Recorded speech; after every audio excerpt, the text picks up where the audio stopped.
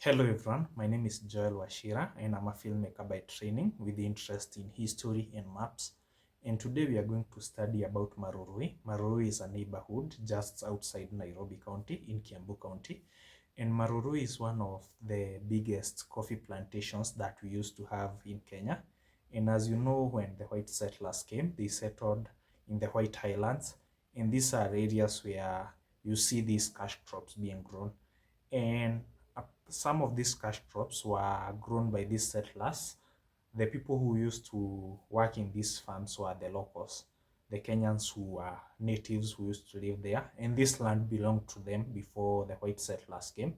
And as you know, they first came as explorers, missionaries, then later as settlers.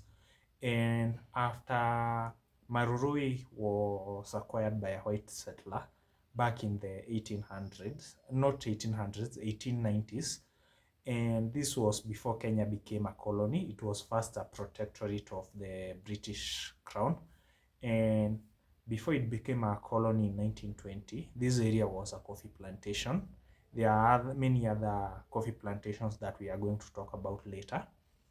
And then later during the Mau Mau revolution, like the Mau Mau uprising, they were fighting for this land to be returned to the original natives who owned this land. But as you know, anywhere in the world, the guy who has power can determine whatever will be done with it.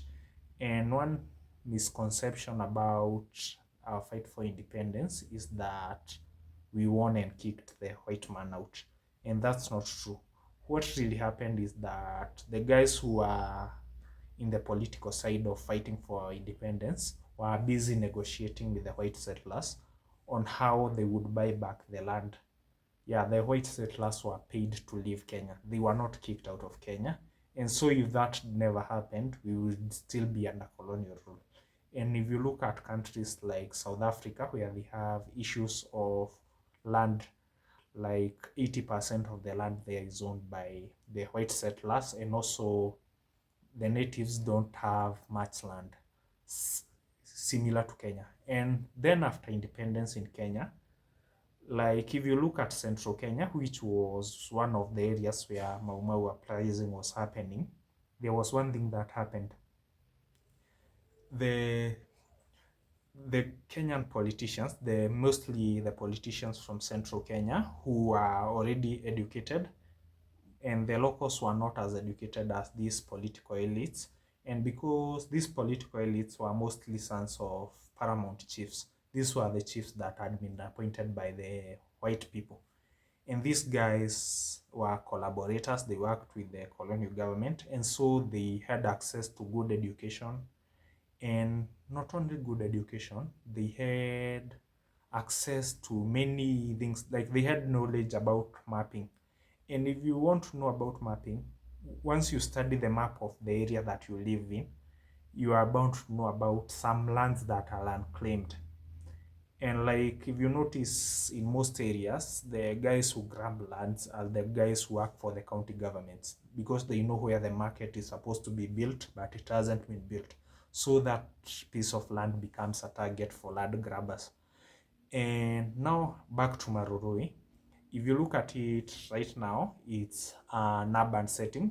The whole of that area where you see those buildings, it was a coffee plantations.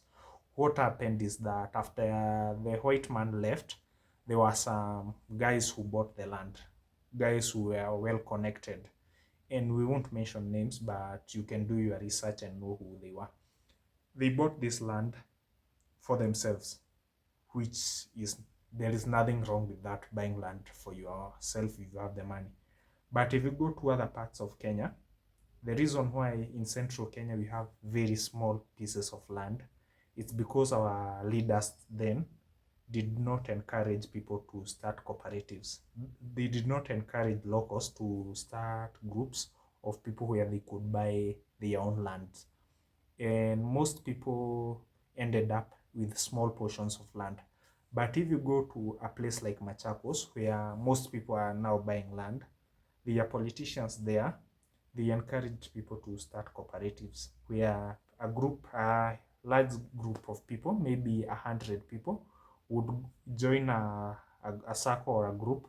They would contribute money, then they would go to the white settler and buy their land back. And you can imagine if 100 people went and bought 1,000 acres, you can imagine how many acres each person was going to get. And that was the problem with central Kenya, where the White Highlands were. What happens is that the guys who had money bought it for themselves. They did not tell the peasants to join them to form groups so that they could buy land for themselves. And later, that's why you find a lot of people in those areas, lower sides of Kiambu and also Nairobi. You know, there were natives who used to live in Nairobi. They lost their lands because the white settler came and acquired the title deeds, and they owned that land completely. Even if you historically owned it, but you don't have the papers, it belongs to the guy with the papers. And back to Marurui. Then after subdivisions, after independence, and then later after the 60s, the 70s, that's when that land was subdivided and it was sold to land buying companies, cooperatives. That's where you see most of it doesn't have disputes. Then the areas with disputes are the places where those squatters claimed them. And these are the former workers, the people who worked in those coffee plantations. Some of the land was donated by the settlers to these squatters. And after donating them, but remember, if I donate something to you, you can't lay claim to it if another person comes to it.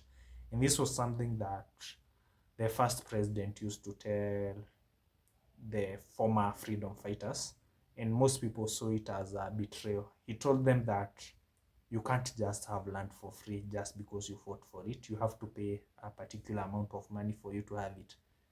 And the reason why he said that, you know, when you have bought something, you can lay claim to it than when you are given for free.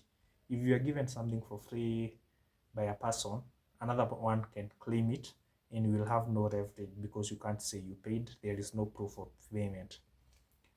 And that's one thing that you should, whenever you're buying something, like you are acquiring something, make sure you have a trail of paperwork, maybe payment or anything.